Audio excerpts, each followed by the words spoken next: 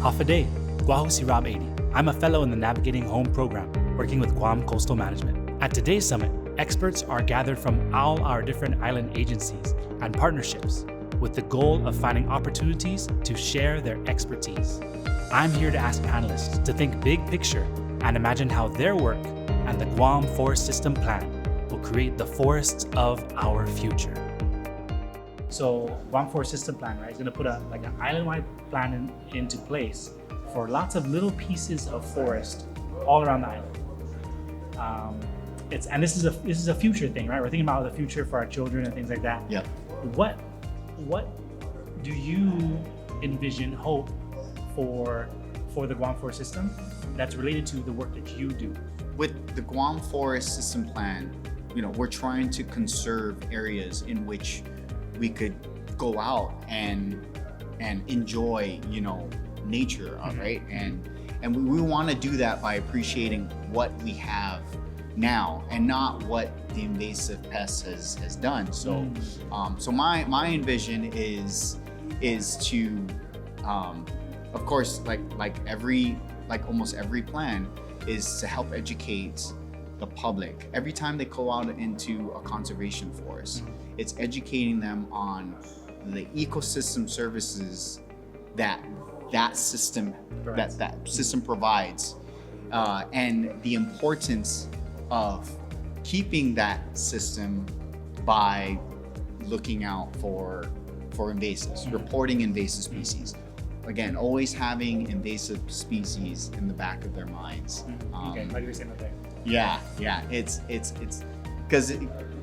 because regardless, it's gonna affect someone, right? It's gonna affect almost everyone in every platform. And I think, my vision is really to keep the public educated on, and also brew the next generation of scientists. Brew, I like that. Yeah, because we need it. We don't From have. here. We have a short list of entomologists.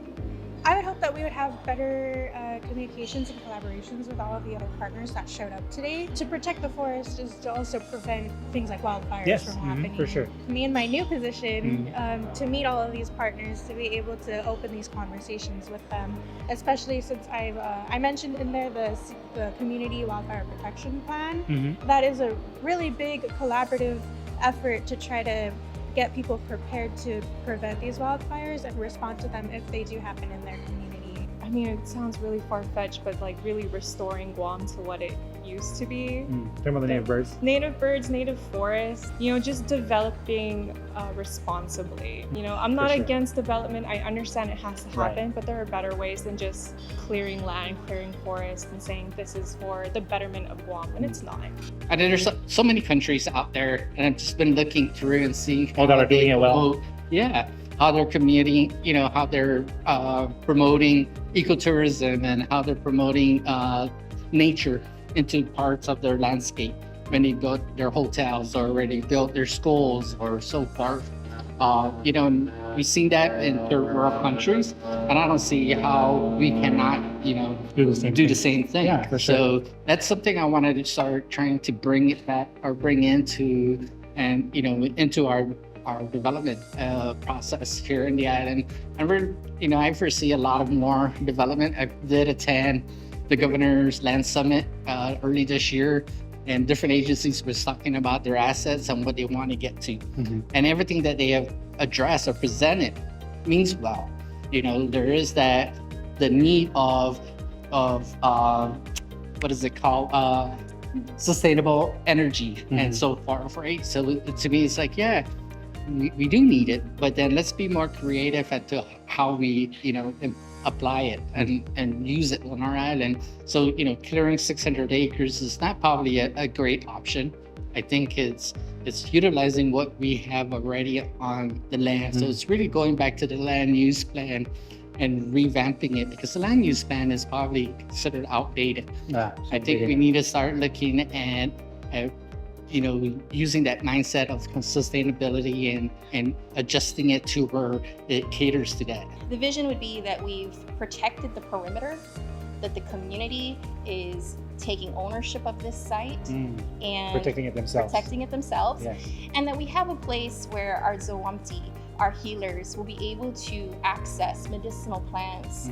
And we want to make access to some of these plants a little bit easier. Yeah, right now they're going a They're big going trek. foreign. Yeah. And if we can, in all of our forestry efforts and restoration sites, consider who the users would be, if we can bring and grow our forests so that those resources are closer to the community, I think what better way to protect it than to make everything that they want more accessible to them. Right. And so that could also be inclusive of agroforestry. I wouldn't necessarily put agroforestry on that Togwin site. We want to use that for medicinal and habitat potential. But there may be other sites within the villages and within the forest system where agroforestry would be so smart.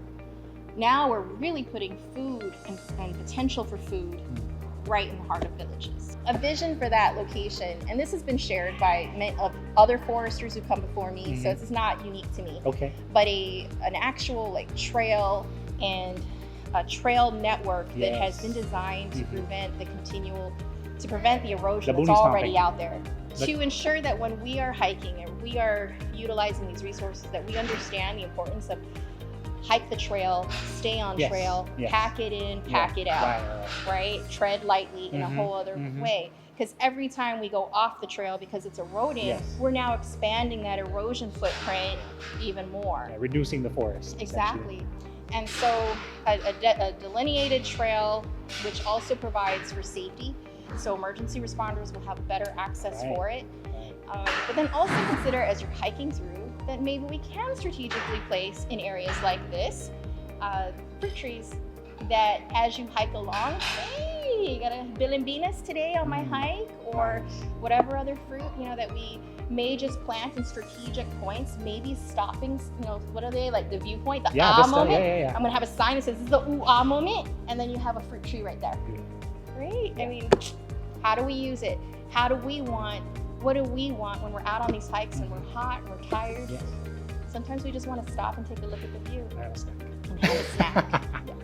They're Thousands beautiful. of little farms around the island. I was thinking about that this morning. Yeah? Yeah. And so maybe the forest system could provide land for people in the neighborhood to farm, or? We could have little farm plots because there would be conservation areas, so we could designate them as areas where we could have village nursery or village gardens, stuff like that. Yeah. In 40 years, what would the jungle sound like? Ooh. Well, I'm hoping there's more fruit bats, so you'll hear high-pitched screeching. Much fewer pigs. Less squealing, more screeching. Yeah, more screeching. More birds. Absolutely more birds. That's the hope. I think the only one that would be flying that would make sounds might be the sea hick. Because you'll hear maybe you'll hear the pitter-patter of little kookaburra feet. And deer calls for sure.